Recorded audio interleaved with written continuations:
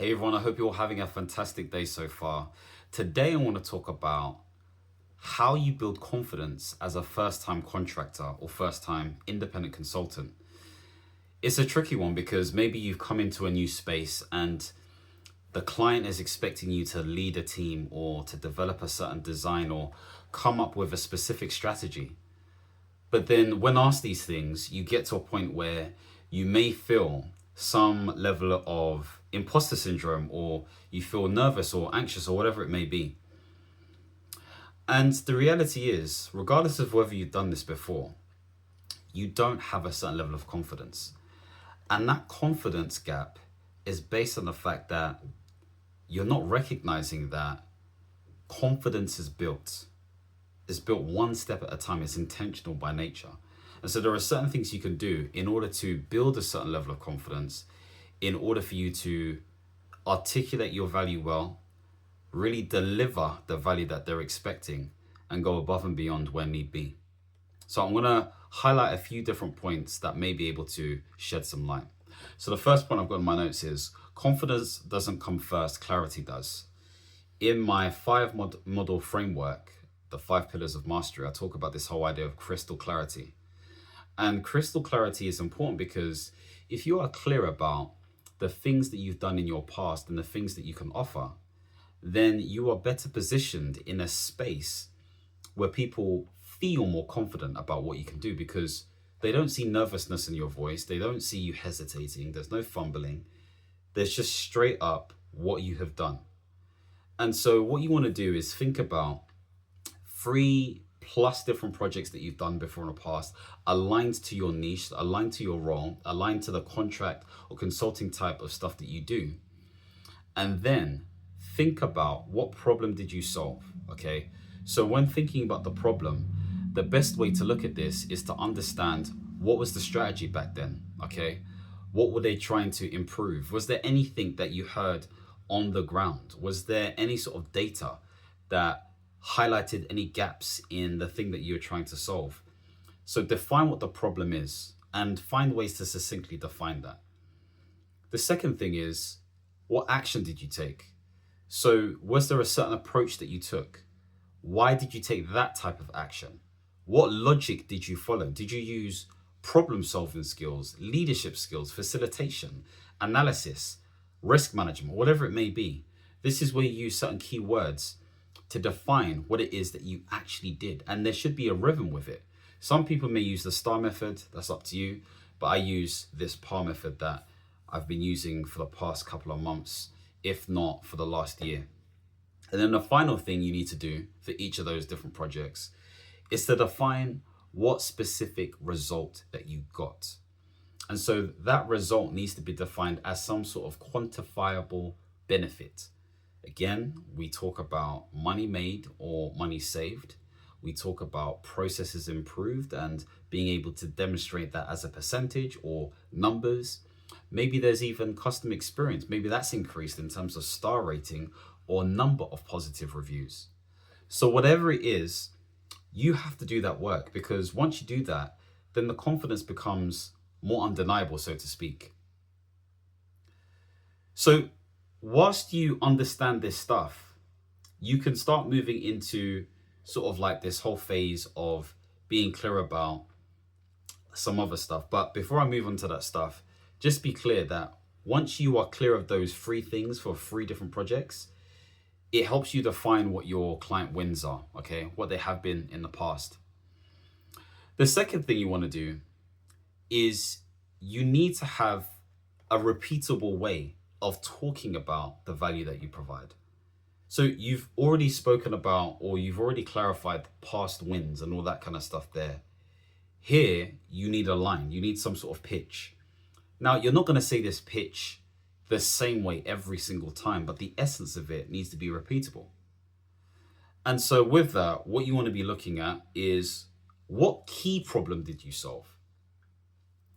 So maybe the key problem is the fact that, I don't know, the departments that you're working for weren't able to hit their deliverables effectively.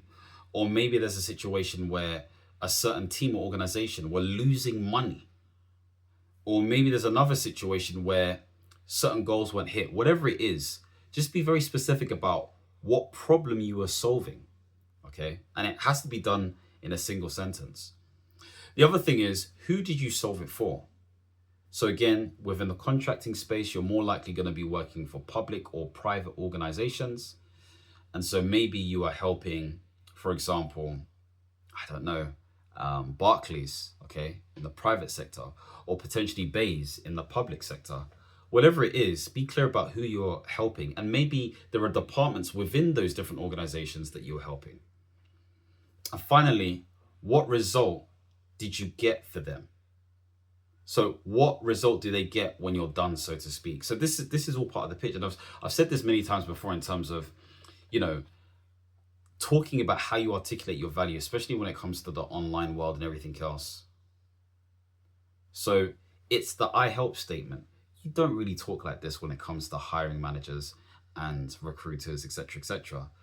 But having this at the back of your mind allows you to have that level of confidence. So we started off with past wins and we broke it down with the PAR model, using 3 different projects as an example.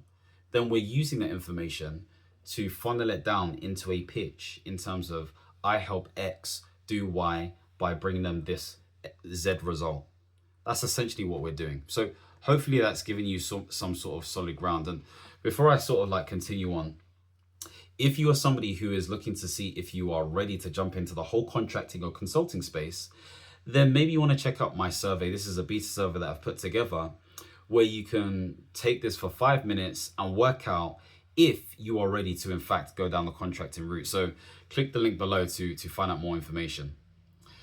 Anyway, moving on from those 2 sort of like points I raised, the other thing you need to do is start to develop some sort of like toolkit of questions that you have in your back pocket.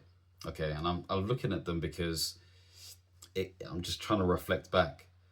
So the first thing you want to do when you're moving into a new realm, a new space, you have to ask questions.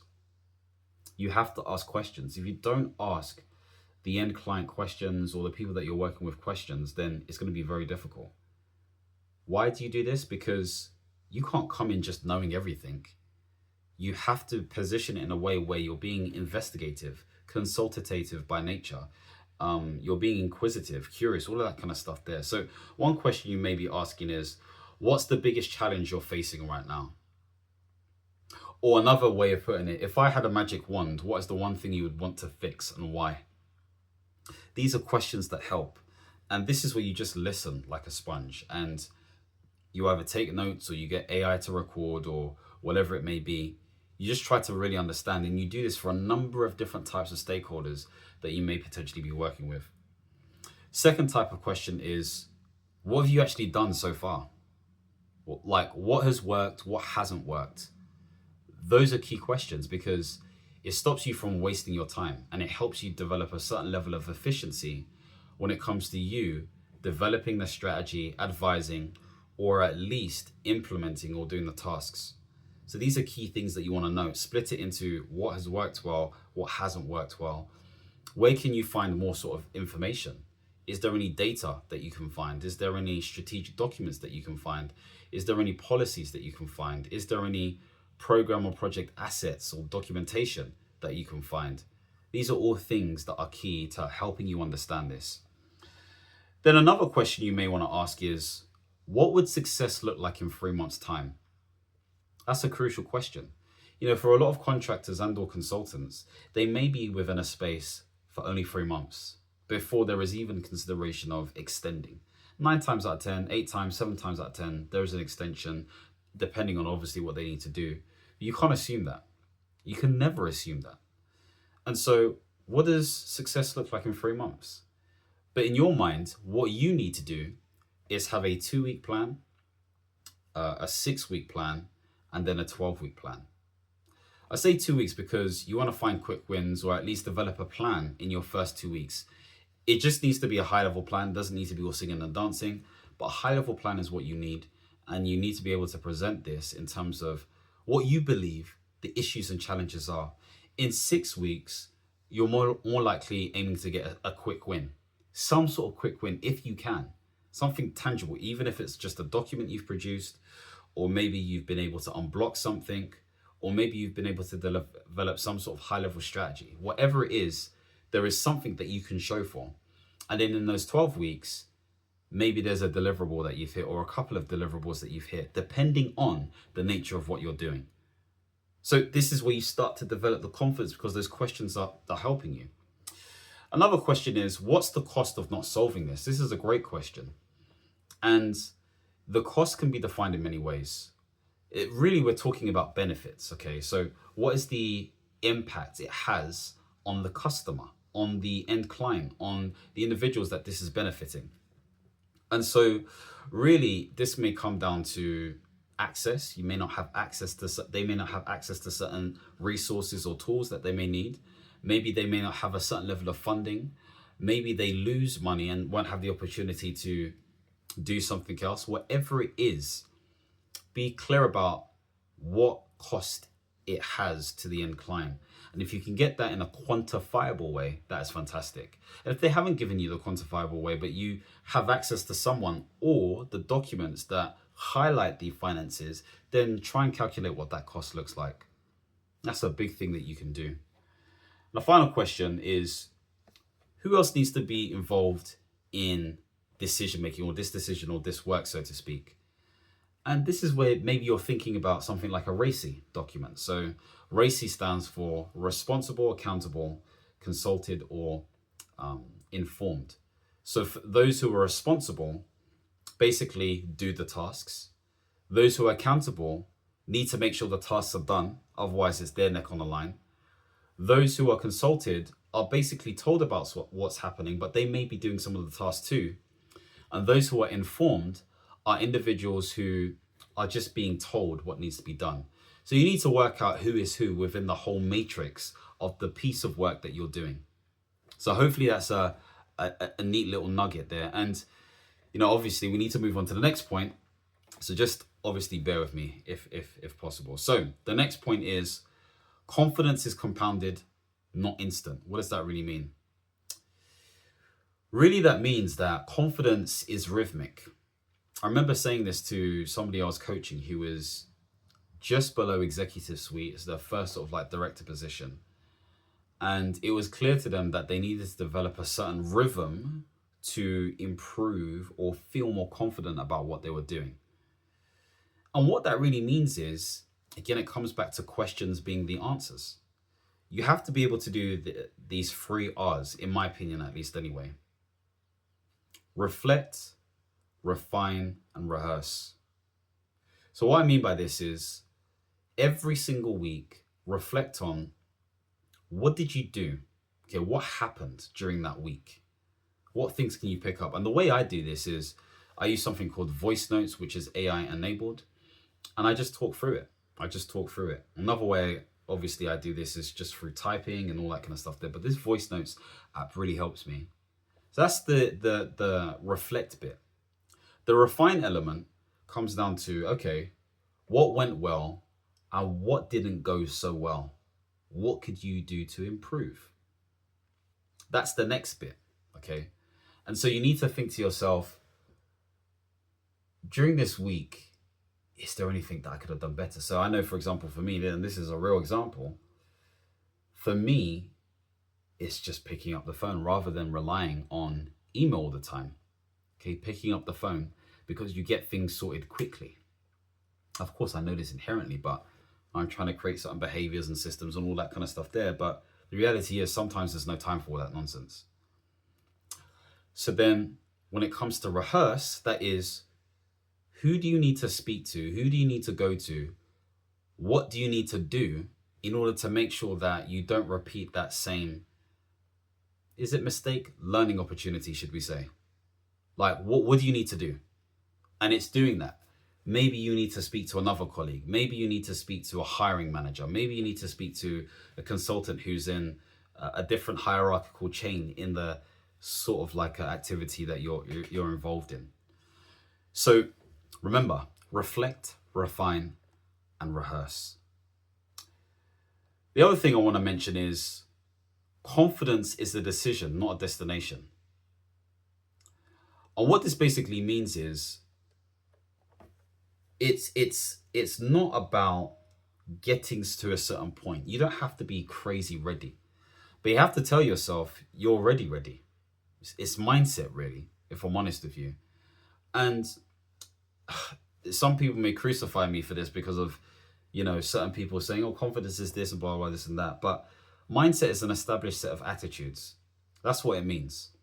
And if you have an established set of attitudes, those attitudes have been formed through activity and or behaviors that you committed to.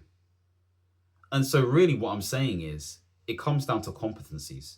It comes down to skills. It comes down to all of this stuff.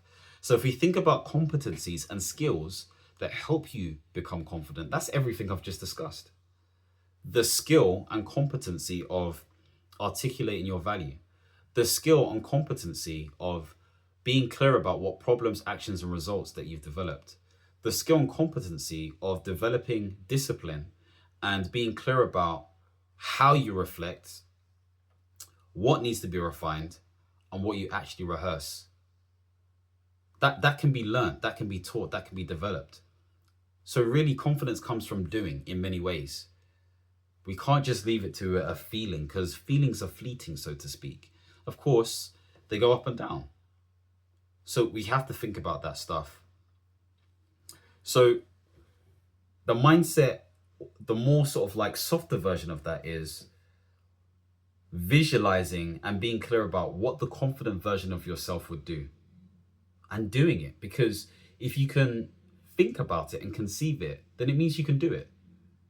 The imagination is there in order for you to understand that it can be done. You just need to do it. That's essentially what it is.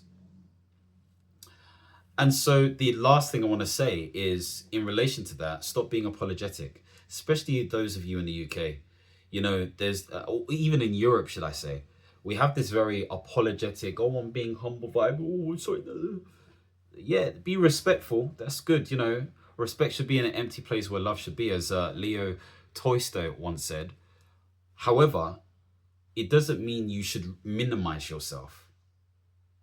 There's a difference between sort of like, deprecating oneself and humility and all this other stuff. So manage it in the right way. As long as you can deliver and you have the certain level of competencies and you've done those things that I've described before, you're good to go, my friend. You're good to go.